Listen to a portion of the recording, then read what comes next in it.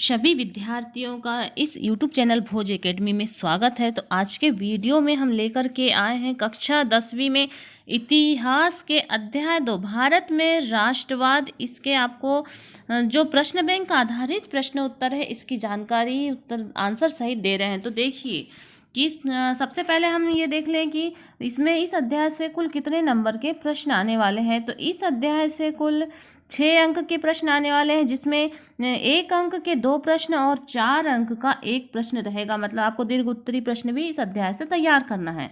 तो हम देखते हैं अब कि जो बहुविकल्पी प्रश्न है, तो हिंद स्वराज पुस्तक किसने लिखी थी। तो हिंद स्वराज पुस्तक महात्मा गांधी के द्वारा लिखी गई थी। चोरी चोरा की घटना कब हुई थी। तो चोरी चोरा की घटना 5 फरवरी 1922 को हुई थी। रोलेट एक्ट कब पारित हुआ। तो रोलेट एक्ट 1919 में पारित हुआ। फिर देखिए कि रोलेट एक्ट के विरोध में देशव्यापी हड़ताल कब हुई। तो रोलेट एक्ट के विरोध में देशव्यापी हड़ताल 6 अप्रैल 1919 को हुई थी। स्वतंत्रता आंदोलन के समय के दौरान वीर सेनानी भगत सिंह ने कौन सा प्रसिद्ध नारा दिया था। तो इंकलाब जिंदाबाद का नारा दिया था। जलियांवाला बाग हत्याकांड कब हुआ। तो जलियांवाला बाग हत्याकांड 13 अप्रैल 1919 को 1918 में गांधी जी सूती कपड़ा कारखाने के मजदूरों के भी सत्याग्रह आंदोलन चलाने कहाँ पहुंचे। तो यह अहमदाबाद में पहुंचे थे। तो भारत छोड़ो आंदोलन कब प्रारंभ हुआ। तो भारत छोड़ो आंदोलन अगस्त 1942 को प्रारंभ हुआ। साइमन कमीशन कब भारत आया था। तो साइमन कमीशन भारत आया था 1928 में। उसके बाद देखते हैं कि पूर्ण स्वराज्य का प्रस्ताव कब पारित किया गया। तो पूर्ण स्वराज्य का प्रस्ताव 31 दिसंबर 1929 को पारित किया गया। किसके द्वारा पारित हुआ था। तो यह जवाहरलाल नेहरू के द्वारा पारित हुआ था। साइमन कमीशन के खिलाफ शांतिपूर्ण प्रदर्शन के दौरान ब्रिटिश पुलिस के द्वारा किए गए हमले में कौन घायल हुए थे। तो लाला लाजपत राय घायल हुए थे। करो या मरो का नारा किस आंदोलन में दिया गया। करो या मरो का नारा भारत छोड़ो आंदोलन में दिया था। और किसने दिया था। तो महात्मा गांधी ने दिया था। तो ये आपके प्रश्न बैंक आधारित बहुविकल्पी प्रश्न हुए। अब हम आपको 4 नंबर वाले दीर्घ उत्तरी वाले प्रश्न बता रहे हैं। क्रमांक 1 है, यह आपके 4 अंक वाले प्रश्न है। उपनिवेशों में राष्ट्रवाद के उदय की प्रक्रिया उपनिवेशवाद विरोधी आंदोलनों से जुड़ी हुई क्यों थी। तो उपनिवेश में राष्ट्रवाद के उदय की प्रक्रिया उपनिवेशवाद विरोधी आंदोलन से जुड़ी थी। इसके निम्नलिखित कारण है। नंबर 1, दूसरे उपनिवेशों की तरह भारत में भी आधुनिक राष्ट्रवाद के उदय की परिघटना उपनिवेशवाद विरोधी आंदोलनों के साथ गहरे तौर पर जुड़ी हुई थी। दूसरा पॉइंट है, औपनिवेशिक शासकों के खिलाफ संघर्ष के दौरान लोग आपसी एकता को पहचानने लगे थे। तीसरा पॉइंट है, उत्पीड़न और दमन के साझा भाव ने विभिन्न समूहों को एक दूसरे से बांध दिया था। और चौथा पॉइंट, हर वर्ग और समूह पर उपनिवेशवाद का प्रभाव एक जैसा नहीं था। इनके अनुभव भी अलग थे और स्वतंत्रता के मायने भी भिन्न थे। पांचवा पॉइंट है, महात्मा गांधी के नेतृत्व में कांग्रेस ने इन समूहों को एकत्र करके एक विशाल आंदोलन खड़ा कर दिया। ये आपका प्रश्न पहला हुआ। प्रश्न क्रमांक 2 है, पहले विश्व युद्ध में भारत में राष्ट्रीय आंदोलन के विकास में किस प्रकार योगदान दिया। तो पहले विश्व युद्ध ने किस प्रकार योगदान दिया। तो देखिए 1914 में जब प्रथम विश्व युद्ध प्रारंभ हुआ तो ब्रिटिश सरकार ने भारत को भी इस युद्ध में सम्मिलित कर लिया। अमेरिका राष्ट्रपति विल्सन और ब्रिटेन प्रधानमंत्री लॉर्ड जॉर्ज ने यह घोषणा की कि यह युद्ध लोकतंत्र और राष्ट्रीय आत्मनिर्माण के अधिकार की रक्षा हेतु लड़ा जा रहा है। भारतीय जनता को इसमें उसका पूर्ण सहयोग देना चाहिए। महात्मा गांधी ने लॉर्ड जॉर्ज की घोषणा के आधार पर ब्रिटिश सरकार को युद्ध के संचालन में पूर्ण सहयोग देने का आश्वासन दिया। अनेक भारतीय ब्रिटिश सेना में भर्ती हुए तथा उन्होंने बड़ी वीरता के साथ युद्ध में भाग लिया। इस युद्ध में राष्ट्रीयता की भावना को और अधिक जागृत किया। भारतीय नेताओं ने यह मांग की कि जब ब्रिटेन लोकतंत्र की रक्षा के लिए युद्ध लड़ रहा है तो उसका नैतिक कर्तव्य है कि युद्ध के पश्चात वह भारत में भी स्वशासन की स्थापना करे। उसके बाद में अगला प्रश्न आता है, क्रमांक 3 है, भारत के लोग रोलेट एक्ट का विरोध क्यों कर रहे थे। तो भारत के लोग रोलेट एक्ट का विरोध देखो कि रोलेट एक्ट का विरोध इसलिए किया गया क्योंकि महात्मा गांधी भी इस विरोध में सक्रिय भाग लिया और उत्साह के साथ सत्याग्रह आंदोलन चलाया। 6 अप्रैल को देशव्यापी हड़ताल का निश्चय हुआ। उस दिन जनता ने देश के विभिन्न भागों में जुलूस बनाकर निकाले और रोलेट एक्ट के विरोध में नारे लगाए। ये एक ऐसा आंदोलन था जिसमें गरीब अमीर, उच्च नीच और हिंदू मुसलमान सभी एक साथ मिलकर के आंदोलन में भाग ले रहे थे। तो लोगों ने रोलेट एक्ट का इसलिए विरोध किया। प्रश्न है, गांधी जी ने असहयोग आंदोलन को वापस लेने का फैसला क्यों किया?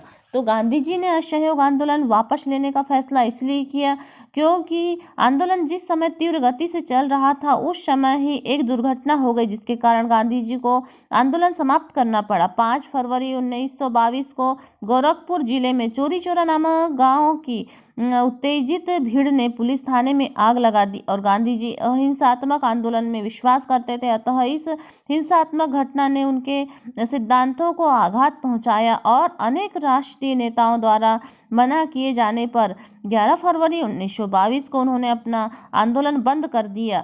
यह प्रथम आंदोलन था जिसने राष्ट्रव्यापी रूप धारण किया तथा 2 दिन के पश्चात ही ब्रिटिश शासन द्वारा महात्मा गांधी को 6 वर्ष की कारावास की सजा सुना दी गई। अगला प्रश्न आता है कि सत्याग्रह के विचार का क्या मतलब है? सत्याग्रह के विचार में सत्य की शक्ति पर आग्रह और सत्य की खोज पर जोर दिया जाता था।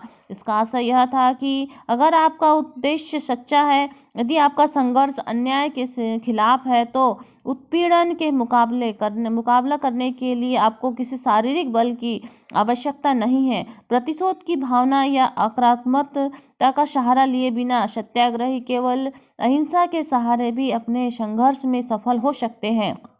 इसके लिए दमनकारी शत्रु की चेतना को झिझोड़ना चाहिए और उत्पीड़न शत्रु को ही नहीं बल्कि सभी लोगों को हिंसा के द्वारा सत्य को स्वीकार करने पर विवश करने के बजाय सच्चाई को देखने और सहज भाव से स्वीकार करने के लिए प्रेरित किया जाना चाहिए। इस संघर्ष में अंततः सत्य की ही जीत होगी। उसके बाद में अगला प्रश्न देखते हैं कि जलियांवाला बाग हत्याकांड क्या है? तो देखिए कि जलियांवाला बाग हत्याकांड रोलेट अधिनियम मार्च 1919 में लागू किया गया। विरोध में पूरे देश में आवाज उठी। पंजाब में भी रोलेट अधिनियम का विरोध हुआ। पंजाब में ब्रिटिश सरकार ने अनेक जगहों पर लाठी गोलियां चलाई। 10 अप्रैल को कांग्रेस के 2 प्रभावशाली नेता डॉक्टर सत्यपाल और डॉक्टर सैफुद्दीन किरजू को गिरफ्तार कर उन्हें जेल में बंद कर दिया गया। इन गिरफ्तारियों के विरोध में अमृतसर के जलियांवाला बाग में 13 अप्रैल वैशाखी के दिन विरोध सभा हुई। जैसे ही सभा प्रारंभ हुई, जनरल डायर नामक एक सैनिक अधिकारी ने सभा को किसी भी प्रकार की चेतावनी दिए बिना अपने सैनिकों को सभा की भीड़ में पर गोली चलाने का आदेश दिया। सैनिकों ने भीड़ पर गोली चलाई जिसके परिणाम स्वरूप लगभग 800 से अधिक व्यक्ति मारे गए और 2000 के लगभग घायल हो गए। जलियांवाला बाग हत्याकांड जनता में ब्रिटिश शासन के विरुद्ध असंतोष की भावना जागृत हुई। इसके बाद असहयोग आंदोलन प्रारंभ हुआ। अगला प्रश्न है, साइमन कमीशन पर टिप्पणी लिखिए। 1927 में ब्रिटिश सरकार ने सर जॉन साइमन की अध्यक्षता में 7 सदस्यों की एक कमीशन नियुक्त किया जिसका नाम सरकार के सामने यह रिपोर्ट प्रस्तुत करना था कि 1919 ईस्वी के एक्ट कहां तक सफल रहा है। इस कमीशन का बहिष्कार इसलिए किया गया क्योंकि इसमें सभी सदस्य अंग्रेज थे। भारतीयों का इसमें कोई प्रतिनिधित्व नहीं था। जहां पर यह कमीशन आया था वहां हड़तालें होती थी, काली झंडियां दिखाई जाती थी, साइमन लौट जाओ का नारा लगाया जाता था और इसी आंदोलन का नेतृत्व करते हुए पुलिस के लाठियों के प्रहार से लाला लाजपत राय का निधन हुआ। अगला प्रश्न देखते हैं, प्रश्न क्रमांक 7 कि भारत में राष्ट्रवाद में दी गई भारत माता की छवि और अध्याय 2 यूरोप में राष्ट्रवाद का उदय में दी गई जर्मनिया की छवि की तुलना कीजिए। तो अब हम सबसे पहले भारत माता की छवि के बारे में देखते हैं। तो 1905 में रविन्द्रनाथ टैगोर ने भारत माता की छवि को चित्रित किया था। उसके बाद दूसरा पॉइंट है, भारत माता को एक सन्यासी के रूप में दर्शाया गया। तीसरा पॉइंट है, भारत माता शांत, गंभीर, दैवी और आध्यात्मिक गुणों से युक्त दिखाई देती हैं। चौथा है, भारत माँ की छवि में शिक्षा, भोजन, कपड़े, देती हुई और एक हाथ में माला और उसके सन्यासी गुण को रेखांकित किया गया है। उसके बाद हम देखते हैं जर्मेनिया की छवि।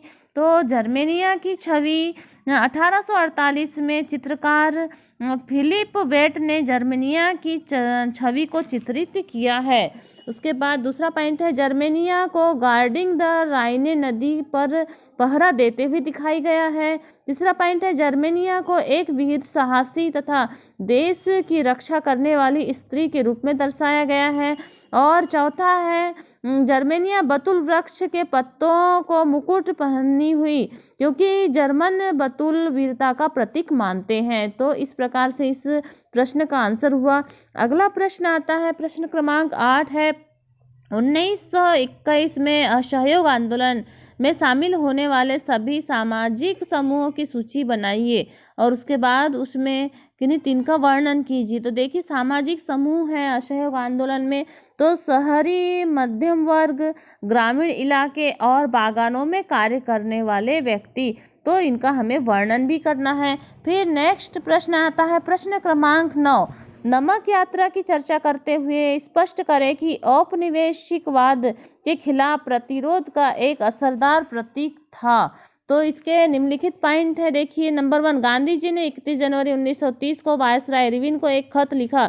इस खत में उन्होंने 11 मांगों का उल्लेख किया था। प्रश्न 2, इसमें सबसे महत्वपूर्ण मांग नमक कर को खत्म करना था। तीसरा है नमक का उपयोग अमीर और गरीब सभी उपयोग करते हैं, यह भोजन का एक अभिन्न हिस्सा है, इसीलिए नमक पर कर और उसके उत्पादन और सरकारी इजारेदारी को गांधी जी ने ब्रिटिश शासन का सबसे दमनकारी पहलू माना। पॉइंट है यह यात्रा साबरमती में गांधी जी के आश्रम से 240 किलोमीटर दूर दांडी नामक गुजराती तटीय कस्बे में जाकर के खत्म हुई और गांधी जी ने नमक उठा करके नमक टैक्स या नमक कर को समाप्त किया। फिर अगला प्रश्न हम देखते हैं, प्रश्न क्रमांक 10, कल्पना कीजिए कि आप सिविल नाफरमानी आंदोलन में हिस्सा लेने वाली महिला हैं। बताइए कि इस अनुभव का आपके जीवन में क्या अर्थ है। तो देखिए इसका जीवन में निम्नलिखित अर्थ है। पहला पॉइंट है सिविल नाफरमानी आंदोलन में स्त्रियों ने बड़े पैमाने पर हिस्सा लिया। दूसरा है गांधी जी के नमक सत्याग्रह के दौरान हजारों स्त्री उनके साथ सुनने के लिए घर से बाहर आ जाती थी। तीसरा है महिलाओं ने जुलूस में हिस्सा लिया, नमक बनाया, विदेशी कपड़ों और शराब की दुकानों की पिकेटिंग की, बहुत सारी महिलाएं जेल भी गई। चौथा पॉइंट है शहरी इलाकों में ज्यादातर ऊंची जातियों की महिलाएं सक्रिय थी, जबकि ग्रामीण इलाकों में संपन्न किसान और परिवार की महिलाएं आंदोलन में हिस्सा ले रही थी। प्रश्न क्रमांक 11 देखते हैं, राजनीतिक नेता पृथक निर्वाचित के सवाल पर क्यों बटे हुए थे। तो इसका पॉइंट देखिए, नंबर 1, कांग्रेस ने लंबे समय तक दलितों पर ध्यान नहीं दिया क्योंकि कांग्रेस रूढ़िवादी स्वर्ण हिंदू सनातन पंथियों से डरी हुई थी। देखिए कि अंबेडकर ने 1930 में दलितों को दलित वर्ग एसोसिएशन में संगठित किया और दलितों के लिए अलग निर्वाचित क्षेत्र के सवाल पर दूसरे गोलमेज सम्मेलन में गांधी जी के साथ उनका काफी विवाद हुआ था। तीसरा पॉइंट है ब्रिटिश सरकार ने अंबेडकर की मांग तो मान ली और इस मांग को मांगने के कारण गांधी जी आमरण अनशन पर बैठ गए। उनका मत था कि दलितों के लिए अलग निर्वाचन क्षेत्र की व्यवस्था की जाए तो समाज में एकीकरण की प्रक्रिया धीमी हो जाएगी। फिर अगला पॉइंट देखते हैं कि 1930 में मुस्लिम लीग के अध्यक्ष सर मोहम्मद इकबाल ने मुसलमानों के लिए अल्पसंख्यक राजनीतिक हितों की रक्षा के उद्देश्य से पृथक निर्वाचिका की जरूरत पर एक बात फिर से जोर दिया। तो एक बार फिर से जोर दिया। इस प्रकार से यह आपके अध्याय 2 के प्रश्न बैंक आधारित प्रश्न उत्तर हुए। नेक्स्ट वीडियो में आपको अध्याय 1 के प्रश्न बैंक आधारित प्रश्न उत्तर डाले जाएंगे। तो लगातार वीडियो को प्राप्त कीजिए और आपने यदि इस चैनल को सब्सक्राइब नहीं किया है तो इस चैनल को सब्सक्राइब करें और वीडियो को अधिक से अधिक छात्र छात्राओं तक शेयर करें। धन्यवाद।